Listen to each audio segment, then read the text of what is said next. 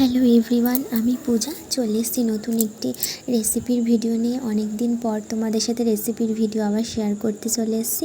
আজ আমি তোমাদের সাথে শেয়ার করব এঁচোড় চিংড়ির রেসিপি। তো তোমরা যারা কম বেশি রান্না পারো, তোমরা এই রান্নাটি কিন্তু সকলেই জানো। তো তাও আমি কিভাবে রান্না করি সেটাই তোমাদের সাথে শেয়ার করার জন্য ভিডিওটি করেছি। তো প্রথমে আমি সর্ষের তেলে আলুগুলো ভালো করে ভেজে নিয়েছি। তারপর ওই একই তেলের মধ্যে শুকনো লঙ্কা দুটো, গোটা গরম মশলা আর হচ্ছে গিয়ে গোটা জিরে আর দুটো তেজপাতা কিন্তু ফোড়নে দিয়ে দিয়েছি।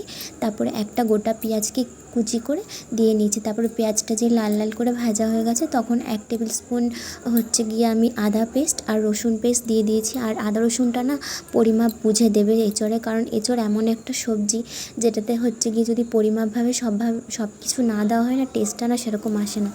তারপরে এই যে একটা গোটা টমেটো আর 4টে কাঁচা লঙ্কা, আমি গোটা কাঁচা লঙ্কা দিয়েছি কারণ কাঁচা লঙ্কাগুলো ভীষণ ঝাল। তারপরে যে যা বেসিক মশলা থাকে সমস্ত কিছু দিয়েছি। তারপরে একটুখানি জল দিয়ে দিলাম, কারণ নয়তো হচ্ছে মশলাটা পুড়ে যাবে, ওই কারণে দিয়ে দিয়েছিলাম। তারপরে দেখো তেল ছেড়ে এসছে। তারপরে এই যে এঁচোড়টা, এটা হচ্ছে আমার বাবার বাড়ির এঁচোড়।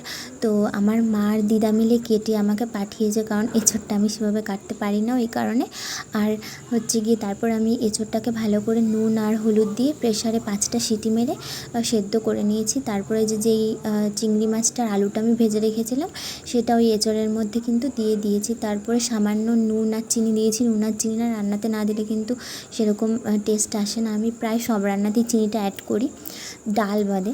তো হচ্ছে তারপর আমি এখানে গরম জল ইউজ করেছি। তোমরা দেখবে যে কোনো মাংস জাতীয় খাবারে বা মাছ জাতীয় খাবারে একটু গরম মশলা যদি দাও না, টেস্ট গরম জল যদি দাও না, টেস্টটা কিন্তু ভালো আসে। তারপরে যে আমি না ঘরে বানানো গরম মশলা দিয়েছি, আর এই গরম মশলাটা আমার বর বানিয়েছে, ভীষণ সুগন্ধ গরম মশলাটার। তারপর এই যে ফুটে গেছে, ফুটে যাওয়ার পর আমি হচ্ছে নামিয়ে নিয়েছি। তোমরা দেখো কালারটা কত সুন্দর এসছে, আর খেতেও কিন্তু দারুণ হয়েছিল। তোমাদের রেসিপিটা কেমন লাগলো আমাকে কমেন্টে জানিও।